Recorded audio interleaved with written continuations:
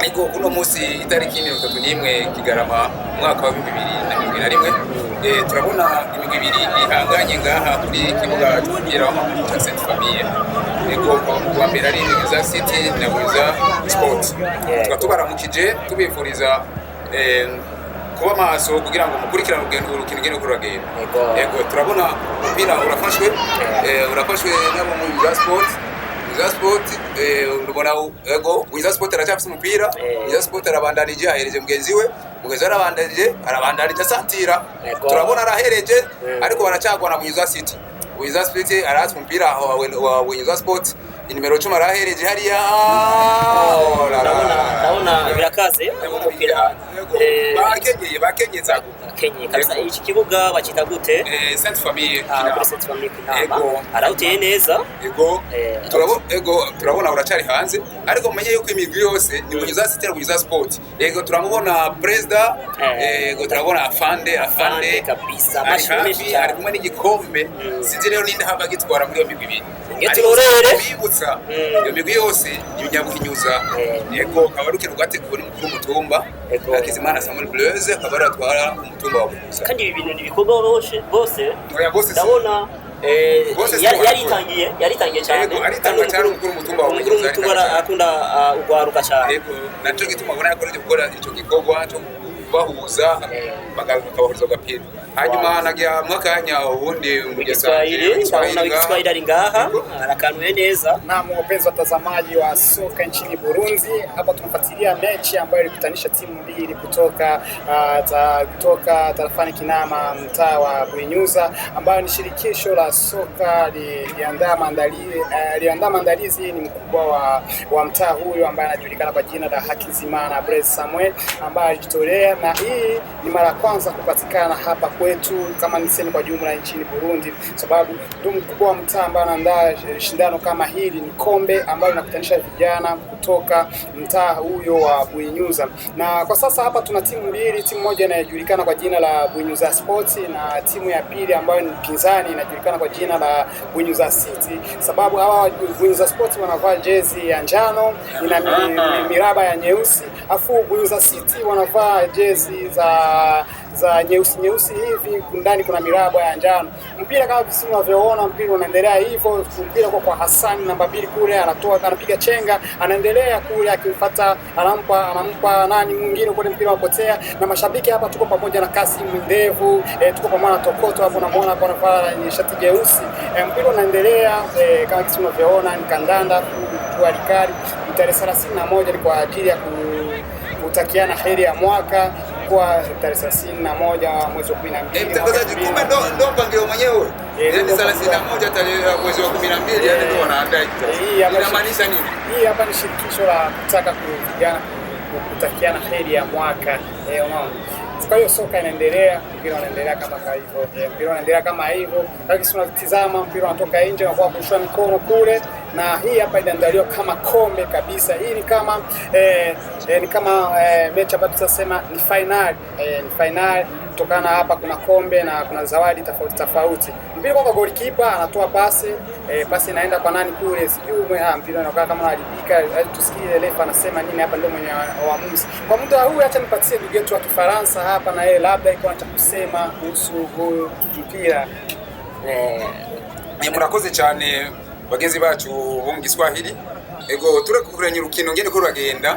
Nukuri imigwi yose ko ari ibiri, turabona yuko irafise ubasha buhambaye. Cyane ko turabona ko Buinyuza United nayo God mbabarira niyenze ni Buinyuza City na Buinyuza Sport. Ndabona ko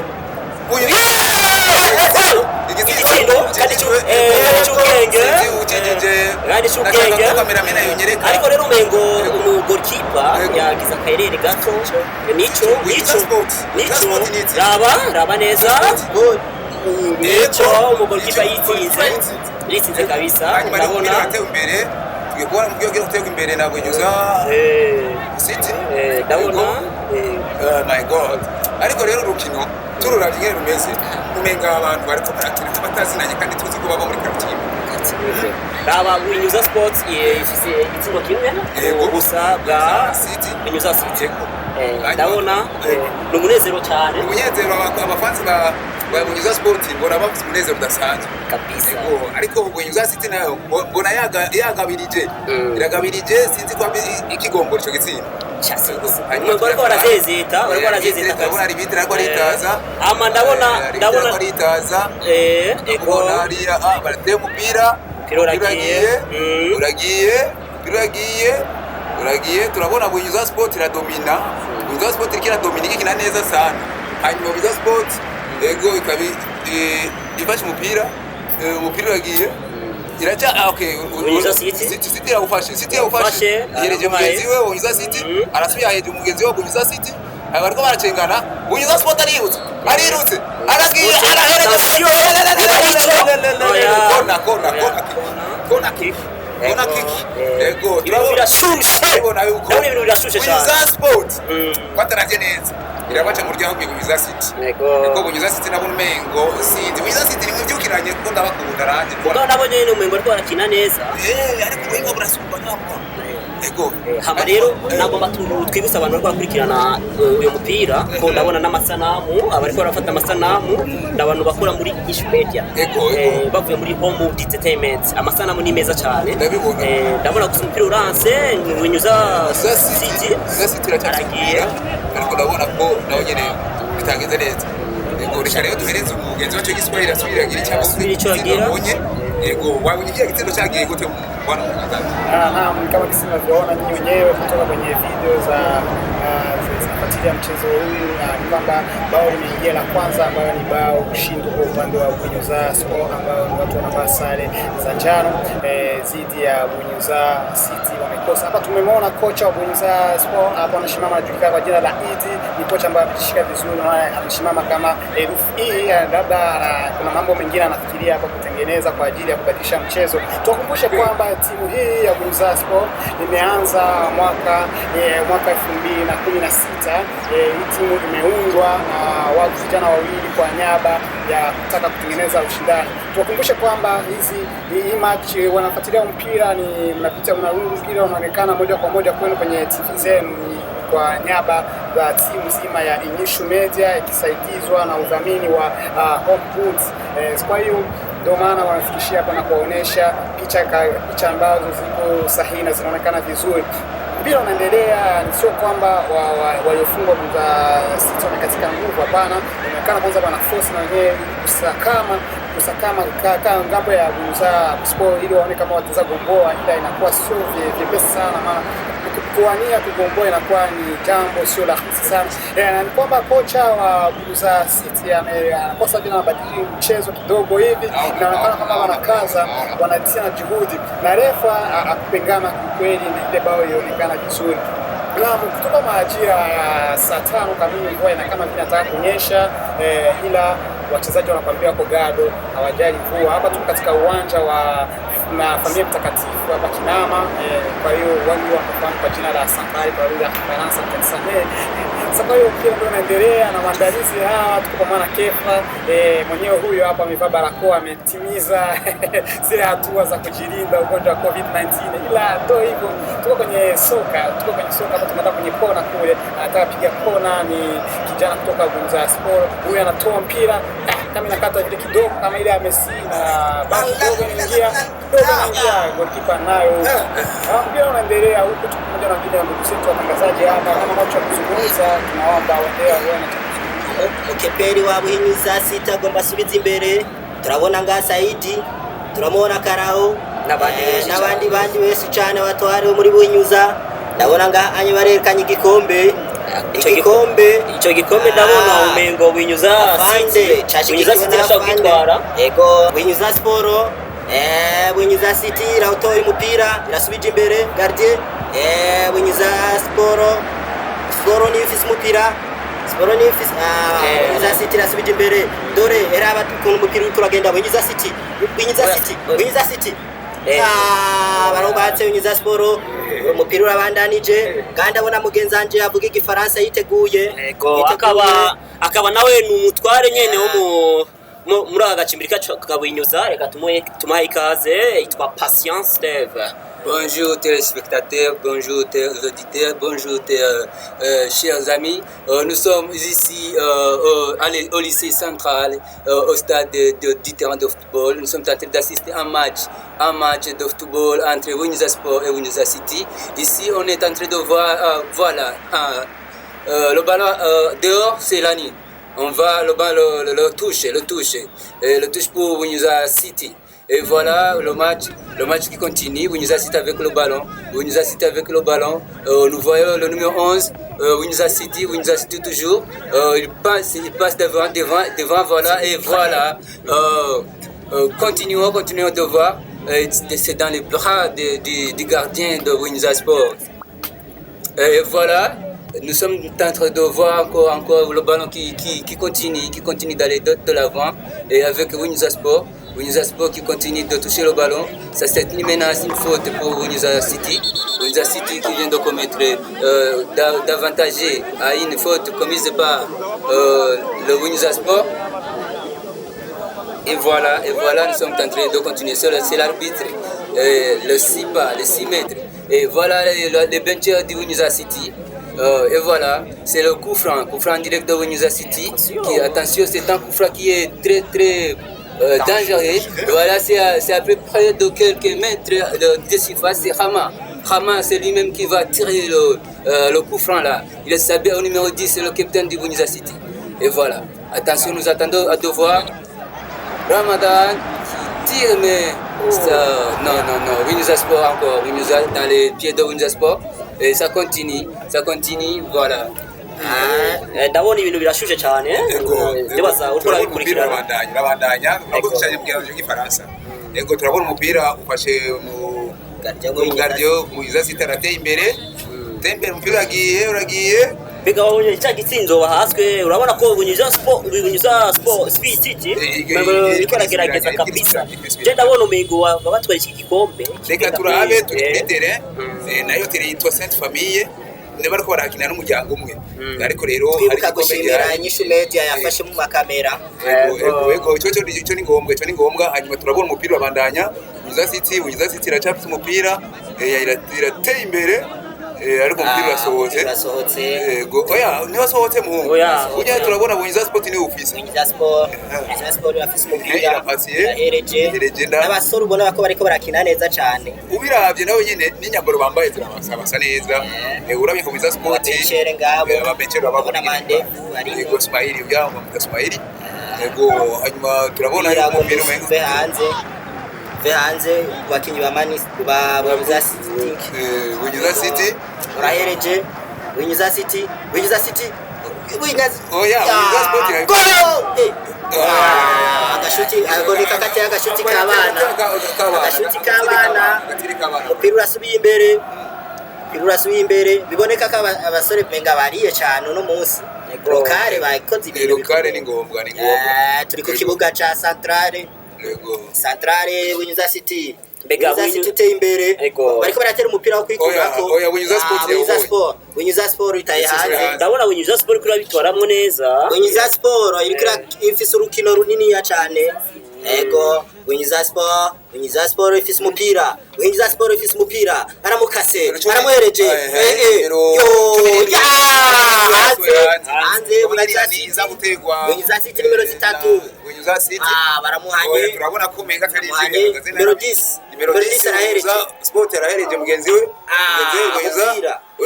Windsor City arafise umupira ikosa nabibonye ngena ikosa mgezaji w'Ikiswahili ali hafi babuji kama tunavyoona hivyo hapo kosa na tunatizama uamuzi wa refa na mpira kama huko kwenye mguu wa Windsor City hapa tunategemea tuone kama kuna chekitatoa kuna kwa wasiwasi kule mpira unavyokwenda kule bado unasogea defender wa Windsor Sport kwa wazi hao ni wa kula kiti wa Windsor City unaona kisha tunatizama mpira inaonekana kuna huzuni fulani hivi na mzee pale kama shabiki vile mpira unaendelea inaonekana mchungaji huku mwenyezamu wa Windsor City alikuwa amekaa kama anazubaa hivi kidogo mpira unasogea ni unatakiwa uwe makini sababu washambuliaji wa Windsor Sport wako imara kabisa inaonekana wako kwenye zoezi wamekaza kabisa mpira unaenda upande wa pili unakuwa mpira wa kurushana mkono.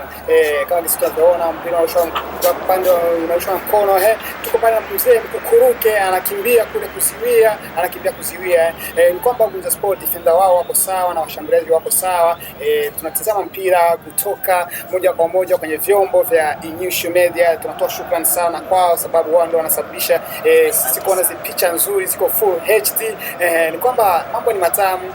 Ni mara kwanza hiki kitu kutokea kama kwetu tarafani Kinama kwa upande wa soka, na watu wengi walitia comment sana kutokana na hii mechi. Hii ni kama kisi niwaambia ni final hii hapa ni vijana kutoka wote mtaa mmoja ila wanawania kombe.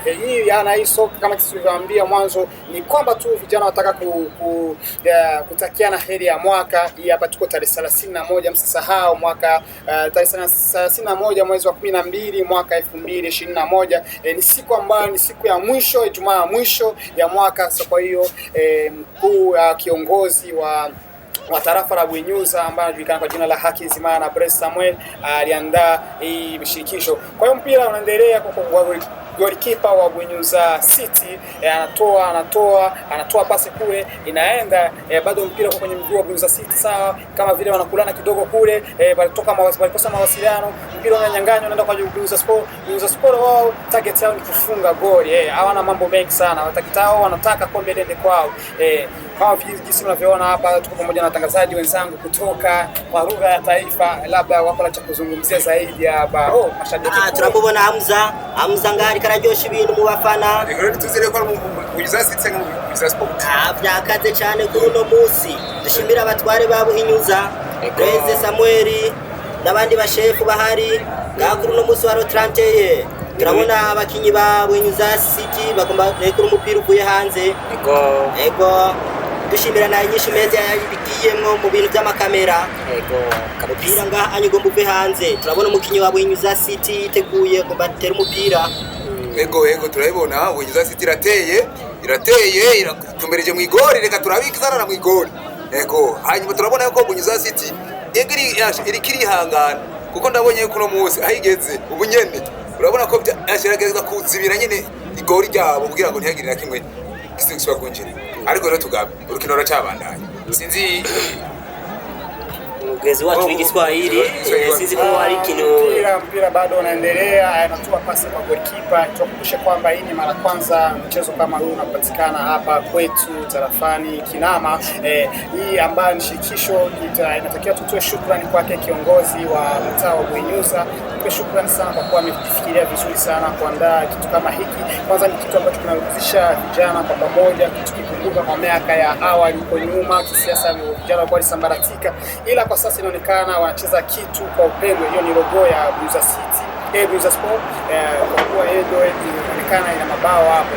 Kwa hiyo mchezo unakuwa kama ndabona unakoze cyane mugenzi wacu w'igiswahili. Turabona ko igitendo mikino gice cya mbere mita ya mbere iheze yuko abagikwanza kuvuga gatoya itani iheze turasubira ku kibuga. Ariko icyo mbona mbego Bunyuza City kwitegurira neza kugomora kindi gitsinda.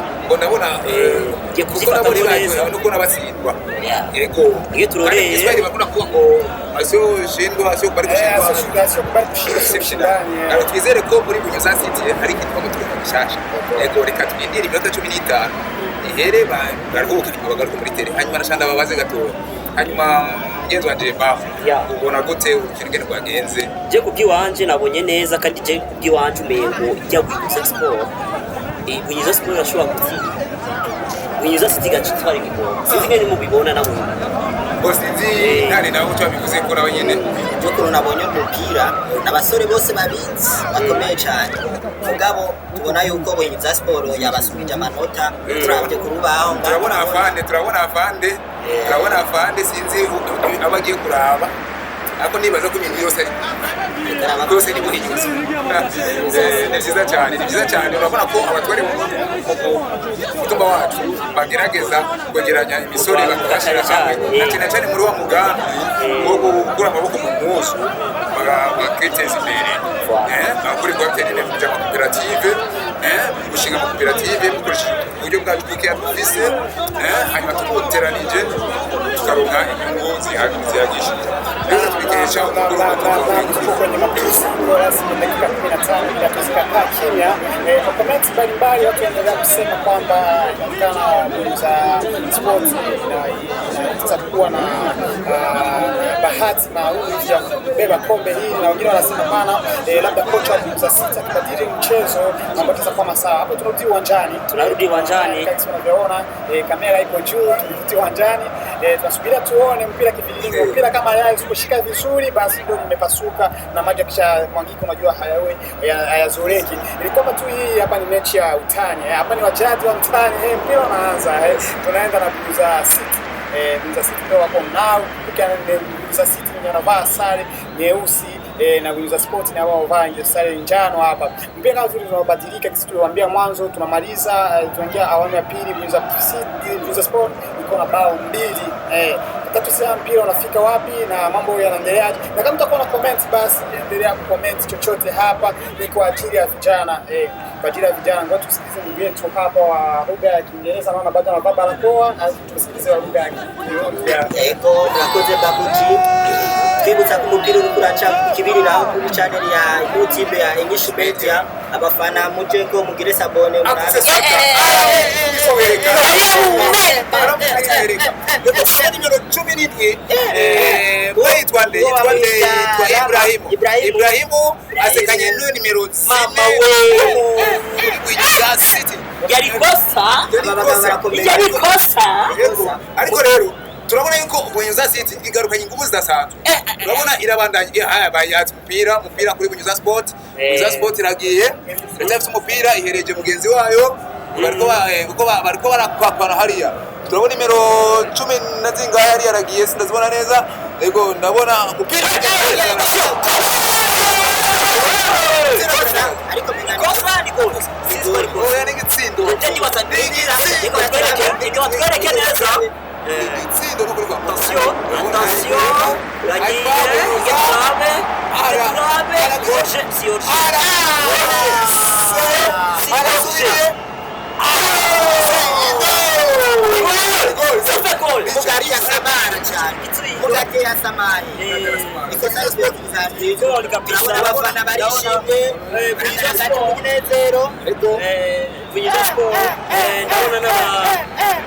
ndabona ibintu birashije kabisa. Rero umega nibaba no kumutumbu. Ngabona kina umega nibaba no kumutumbu. Nukuri ariko turakeje mukuru mutumbu wawe. Akizimana Samuel Blaise. Ukuri kw'Imana umugabo w'injunjani cyane. Ibi mbone ko ni muremure. Oya. Wavuze ubuhanza n'ibiki. Ikibazo cy'abantu byose n'amajambo n'agatika kamuzuye. Ikibazo cy'abantu bacabiyumvira ko turamutira amashuri. Niyo ngorane y'abantu. Samashuri tutere. Uraje kwisi mu gihugu cyose. Umutumba wawe wari mwakuri. Kare wenyine. Kandi yose tubikesha kuri mutumba. Reka nakwerekere mugenzi. Yazanye amakamera agezweho. Naba amatanamu ayo twafata. Ibintu nyene bitabaho ukoze cyane. Kubyumvira kubikora. Umupira urabandanije ikosa umupira urabandanije agejeje umupira ndabona n'amazi arahari kinju zirahari Arago ya maji mchezo utakubadilika kidogo, maana kocha wa Buza City anapiga mahesabu hapo. Tunatazama wachezaji wa Buza Sport ambao wanavaa sare ya njano. Machi tunafika mashabiki na kama mashabiki kuchanganya, mara kwa Buza Sport na bai kwa Buza City. Wala mashabiki bana ni washabiki. Basi kama ushawahi kushuhudia mechi za Vitaro na Interstar, basi ule utamu ambao uko pale na ndio utamu ulikuwa kwamba timu za Buza City na Buza Sport kwanza ukisema majina yao kwanza yanaingiliana kwa sababu ni watu kutoka tarafa moja. Mpira unaendelea, tuko kwa golikipa ambaye anafika Said. Said anatoa pasi zinaenda wapi? Kameraman anatuchanganya kidogo hivi. Mpira tuko katikati uwanjani hapa. Mpira unatembea, basi mpira unakuwa kama unaonekana misuli na kama unaonekana misuli vile, ile kutusikia ndugu zetu wa lugha ya taifa. Turabona gapira, turabona umuhagarikizi hari cyagira kore, turabona umenga ariko arahari za metero 6. Ego hanyuma umupira n'ugiye gutegwa na Buza City yerekeza mu igore rya Buza Sport.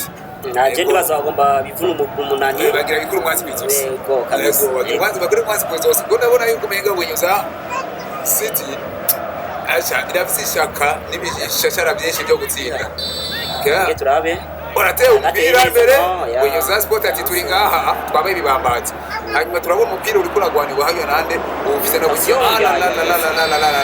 biraboneka neza ko barushe biraboneka ko barushe tegwe urabona kajya gakosa kabaye hajya ni kufra ego sinzi ni direct muze muranyibuza yojeje arbitre yavyojeje kamubona kore bola giratere nyakufra nako nababwira rero batere kufra ari umuntu yababaye naho mwabyirengagije yababaye Hassan nimero 10 zo kuri Bunyuza Sport ego ntacyo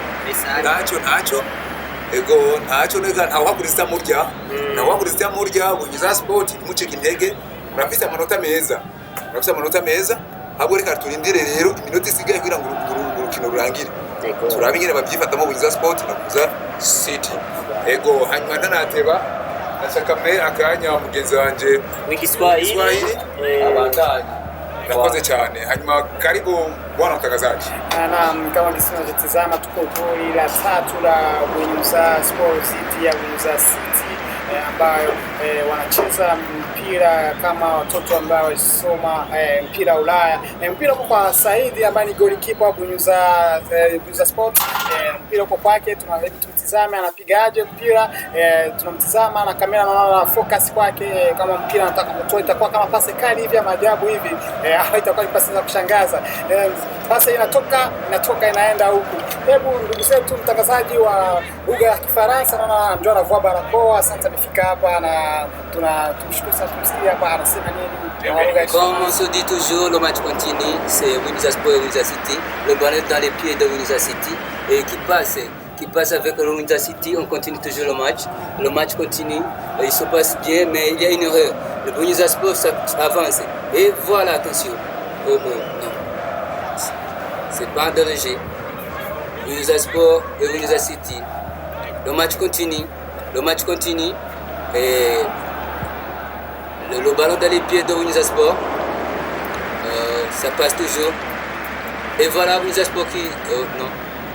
Ça revient. Attention. Non, ça... Et voilà.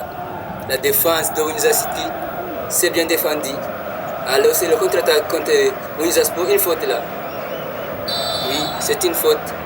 L'arbitre a bien jugé que c'est une faute. Attention avec le carton. Voilà. Une faute sur Ramadan de Bunyuza City. Et voilà, le match continue, ça passe. C'est une passe pour l'équipe de Bunyuza City. Le match continue mais ça ne passe pas. Et voilà, ça dit qu'il lance un peu loin le ballon. Dans l'autre camp de Bunyuza City, c'est Bunyuza Sport pour le moment qui a le ballon. La défense de Bunyuza City continue. Attention, c'est dans la surface. Dans la surface là. Et voilà, le match continue. On voit les fans là qui sont en train de regarder le match. Et le match continue encore. Turabona abafana baryohewe cyane ku birori biriko biraba kuri uno munsi bitariki 31. Abafana baryohewe. Bunyuza Sport ifise umupira. Goli. Faute. Bunyuza Sport. Voilà. Baradusubiriyemo ukuntu biriko biragenda. Abona n'amasanamu asa neza cyane. Turabona n'umukinnyi aryamye hasi. Mwe turabe. Oya ibyo bakita gute? Babyita kwigirisha. Niko twovugira. Oya umukinnyi biraboneka yababaye cyane. Turaba abaganga baragiye. Oya ibyo urumva arafise experience y'akazi. Ibyo babita gutakaza umwanya kugira umwanya ugende. Urabona ko bamaze kugira kandi biraboneka yababaye cyane abaganga bamujanye. Turabona ko bipanze n'abaganga barahari. Umukinnyi bagiye kumutunganya neza. Umukinnyi baramukunda cyane. Abafana bamukurikiranye. Mugenzi wacu turamubona Fufu n'umufana cyane. Fana w'umupira w'amaguru. Turabona neza yuko urukino rwashushe. Nta rugamba ruba ruto kandi mwibuke neza ko atayihagurira. Naho wakurista mu mupira urasubiye imbere Saidi ararungitse imbere. Abakinyi ba Bunyuza City bafise umupira. Ahubwo icyo mbona hamwe na urabibona agapira ingene kagenze turabona yari kosa kweli umupira tubona bafise abakinyi ba Buhinyuza City Buhinyuza Sport nigo mbitera umupira turabona gardien Krisipa batera imbere metero zitandatu turabe attention aho uragabe yagiye munyabunyege ari kumanura inyoni aguru y'inyoni yakubise umupira arengana mu gikoma bakanyabunyege urumva rero turabona abakinyi barushe ikosa abafana umupira uraheze bitatu kubusa abakinyi ba Buhinyuza Sport baratanye igikombe bagitoye gusa Buhinyuza City gusa hanyuma turabona umukino vyariko bigenda gute abakinyi kwe match yari iryoshe cyane uyu mupira bitatu kubusa hanyuma nashaka tuwakanye mugenzi wacu w'igiswahili kugira ngo avuge umwanya muto yagira kugira ubonye akaba n'ingene ugiye kurangira n'ingene abona abafansi cyane kwa wapenzi watazamaji wa soka hapa nchini kwetu Burundi. Kabisa unaona mechi ilikuwa na tirafu kidogo na mbili wa Buhinyuza Sport kuondoka chini anajulikana kwa jina la Hassan, ila inaonekana kuna huduma za kufuatilia. Basi hapa tuko kwenye hitimisho la soka. Hapa tunamwona Mzee Mkuruke ambaye ni mshambuliaji wa timu ya Buhinyuza Sport na inaonekana kama ndio kocha msaidizi wa timu yenyewe. Hapa ni hitimisho la machi, hitimisho la soka kama tunavyoona hapa.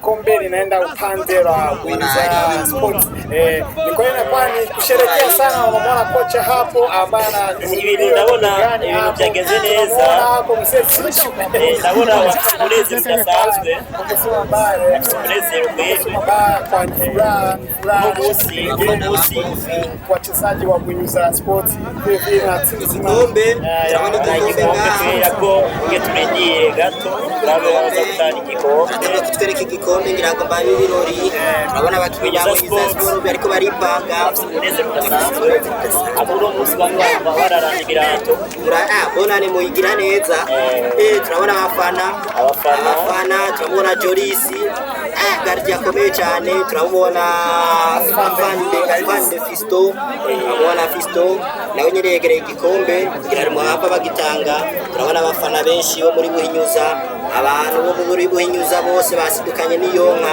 twongera dushimira mu chef de quartier wa Buhinyuza Hakizimana Prince Samuel kuko yakoze ikintu ciza cyane yiyumviriye gukoranya urwaruka kuko mu yandi makartier nibirigera bibaho nga muri zone ya Kinama dushimira na chef de zone Aster kuba yadutije ahantu hiwe akadutiza ibibuga kuko niwe abijejwe mu zone yiwe turamushimiye nawe nyene yubaho ahantu ari turabakibona abandi bakinyi bahari ngahanye bariteguye munezero ibintu bidasanzwe cyane no kubibutsa neza ko bogira subscribe kuri Inyishu Media kuko muri Inyishu Media bazusanga amafilme y'abarundi amadocumentary n'ibindi byinshi cyane ndabona umukameraman Babuji akaba ari umukinyi wo muri Inyishu Media icyamamare kabisa kibe hidasanzwe ariko rero ni vacation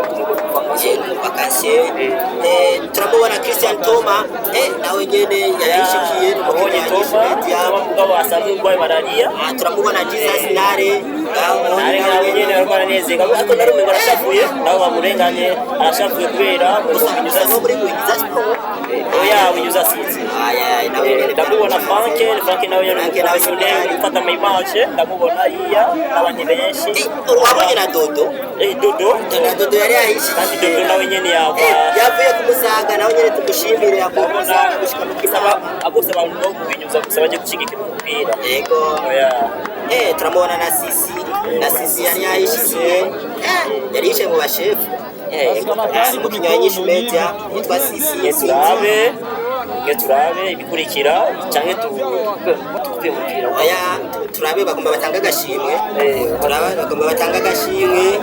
turabona abakinyi ba Buhinyuza City. Shukrani za dhati zaidi kwa viongozi wote Kinama, vile vile shukrani za dhati zimfikie mkubwa wa mtaa wa Buhinyuza ambaye anaandaa shirikisho la soka hili. Hapa ni muda kufikisha ushindi kwa wale ambao wameshinda, sio wengine ni timu ya Buhinyuza Sport ambayo wakiza mabao matatu timu ya Buhinyuza City. ila sio kwamba ni wachukiana, hapana, ni watani, tunataka wajabu watu wa nyumbani hao. Tunamwona kwa captain, tunamwona nani golikipa mwenye Saidi, tunaona wachezaji wengine wote hapo wako kwenye msafara wanaelekea kupiga picha ya familia, picha pamoja kwa kushika kombe na pewa captain mwenyewe hapo. Namba 8 ndio captain mwenyewe, kombe linaenda kwao, ni kombe la dhahabu. Tunamshukuru sana cameraman, mpiga picha mbaya sana, mpiga kofia chini, siku kama jambazi kule Marekani hao wanashukuru na makopa wanakosa vile wanatishika kwa kofia, wanaona kama kombe kaibiwa. Sio vile, mpiga picha tu mwenyewe, yani ni shangwe na vigelegele kwa timu nzima ya Buza Sports na wale mashabiki wao. Marekani furaha kubwa, na baba mpaka mvua anaanza kuondoka, kwa anaanza kunyesha manyinyi kidogo kama tunasikia kutokana na nchi yetu bado haijajengwa. Hebu tusikie captain anazungumza nini hapa. Karashimira kubona twaronse intsinzi, Imana yadufashije, yashoboye kutugenda imbere, iraduha intsinzi, ndayishimiye cyane. Turabona abafana bararyohewe cyane, aba bari ibintu by'inkoramutima, turabona aba bariko barifotoza ku gikombe, turamubona Saidi, turamubona Rama, ibintu byaryoshe cyane, biboneka ko bafise umunezero udasanzwe kuri uno munsi, kandi baguma bifotoza amafoto nyene agezweho. Ndamubona na Tambwe yagiye inyuma y'amafoto, murandabira neza, Tambwe bamuvira mu mapicha, nguja Tambwe arakuye umupira, eka ndakabona kabahebi yake ari inyuma, abahebi yake mugabo mugisha media, nawe turamushimiye yari yayishikiye kuri no munsi. Cameraman Frank, ndabona umudito ni Frank Niji, nabonye n'abakameramani harimo Babuji, kuko twabijwe n'abantu. Tubwira tubifuriza kwikingira corona kuko yasaze. Bye.